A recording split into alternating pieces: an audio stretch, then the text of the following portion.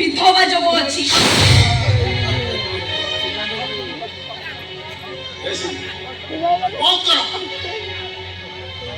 बाच्य कथा शुणा मोर धैर्य ना मो भौणी गोटे बाप कि हम से कथा आम चिंता करूँ कौन कहल एसब अंधविश्वास अंधविश्वास जदि एसब अंधविश्वास ताले बड़ तिथि लोक एसब अच्छी कहीं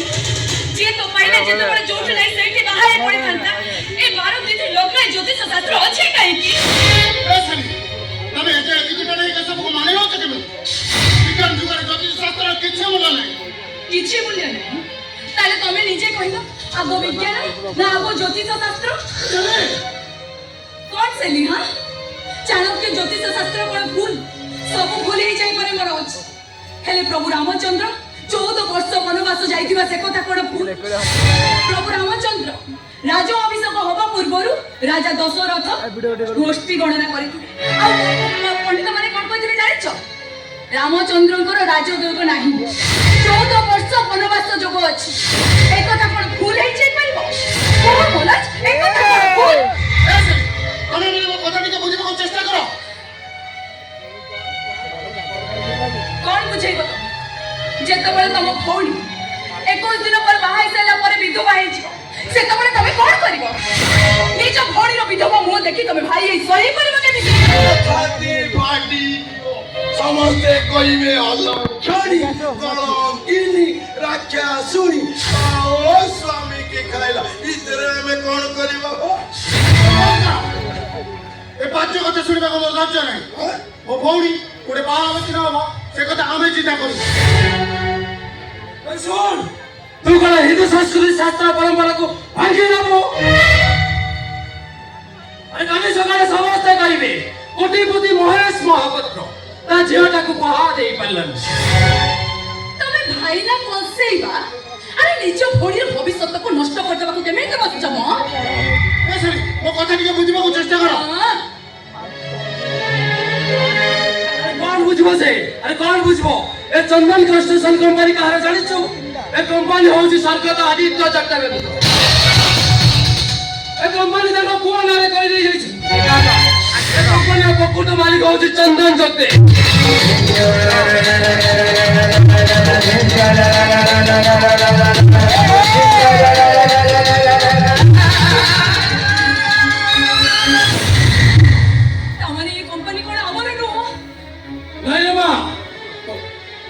चंदन लंडन टू फेरी आसला कंपाउंड हिसाब मुका को कंपाउंड अंदर हिसाब चंदन हम बापा को रखिबा न रखिबा सेटा ता पर निर्भर करे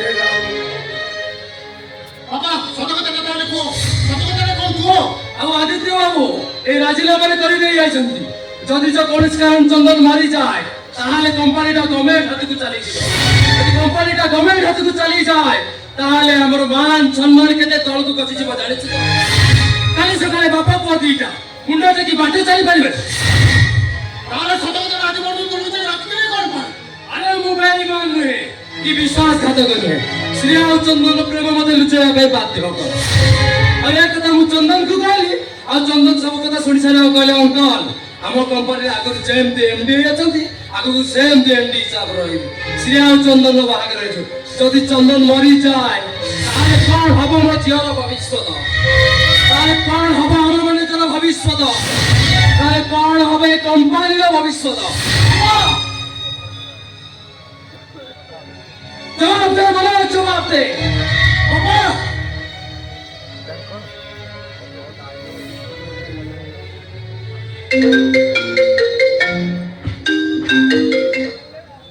हेलो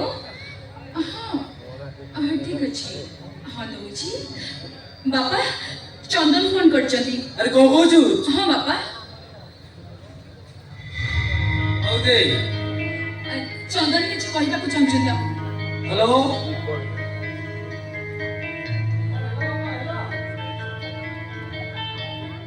हाँ हेला हेला हाँ सब ठीक ठाक अच्छी किसी असुविधा नहीं नहीं किसी असुविधा नहीं हाँ हाँ ये कथा हाँ चंदन ठीक अच्छे मु तुम सहित पर कथा होची बापा चंदन कौन कह କି? ଆରେ ବା ସେ କହିଲେ ପାଠ ପଢା ସାରି ଲଣ୍ଡନ ଫେରି ଆସିଲେ ଶ୍ରେୟା ସହିତ ତାର ବାହାଘର ହବ। ତାହେଲେ ଏବେ ଆମେ କଣ କରିବା? ଆରେ ମୁଁ କଣ କରିବି ତମେ ମାନେ ଚିନ୍ତା କର କଣ କରାଯିବ।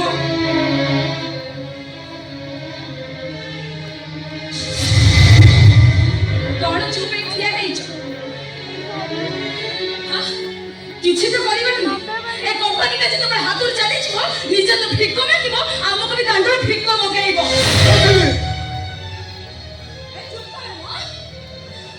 ବେଶୀ ଗୋଟେ ମୁହଁ କାଢି ଦିଅଛ। ତମେ ଭାଇ ନୁହେଁ ତ ତମେ ଗୋଟେ କଂସାଇ। ବାପା ଆପଣ କୁହନ୍ତୁ ବାପା କଣ କଲେ ଏଇ ଘର ଖୁସି ହବ ଆଉ ଆମ ଶ୍ରୀ ଖୁସିରେ ରହିବେ ଆପଣ ଚିନ୍ତା କରନ୍ତୁ ବାପା। ଆରେ ମା ମୁଁ କଣ ଚିନ୍ତା କରିବି ସମସ୍ତେ ତମେ ମାନେ ଚିନ୍ତା କରୁନ କଣ କରାଗଲେ କେମିତି କଣ ହେଇପାରିବ। ହଁ, ଠିକ ଅଛି ବାପା। ବାପା ତମେ ଟିକେ ଭଲ ଭାବରେ ଶ୍ରୀୟାର ଜାତକଟା ଦେଖ କଣ କଲେ ମଙ୍ଗୁଳା ଦୋଷର ଯୋଗଟା କଟିବ ଆପଣ ଟିକେ ଭଲ ଭାବରେ ଚିନ୍ତା କରନ୍ତୁ ବାପା। ହରିଓ ଶରଣ ଆସିଲି ଇଲୋ ମଙ୍ଗୁଳା ଦୋଷ କଟିଯିବ ବିଧବା ଦୋଷ ନାହିଁ। ବିଧବା ବିଧବା ବିଧବା କାହିଁକି ସେ ବାରମ୍ବାର ଗନ୍ଧ କଥା ଉଚ୍ଚାରଣ କରୁଛ କଣ କରାଯିବ ସେ କଥା ଟିକେ ଚିନ୍ତା କର। ହଁ, ଗୋଟିଏ କାମ କଲେ ପ୍ରତିକାର ହବ। କଣ ଆରେ ଯଦି ଗୋଟିଏ ଅଛୁଆଁ ଜାତିର ପୁଅ ଆଣିକି ଏଇ ଶ୍ରିୟା ସହିତ ବାହାଘର କରିଦେବ ତାହେଲେ ସେ 21 ଦିନରେ ମରିଯିବ। ମଲା ପର୍ଯ୍ୟନ୍ତ ବିଧବା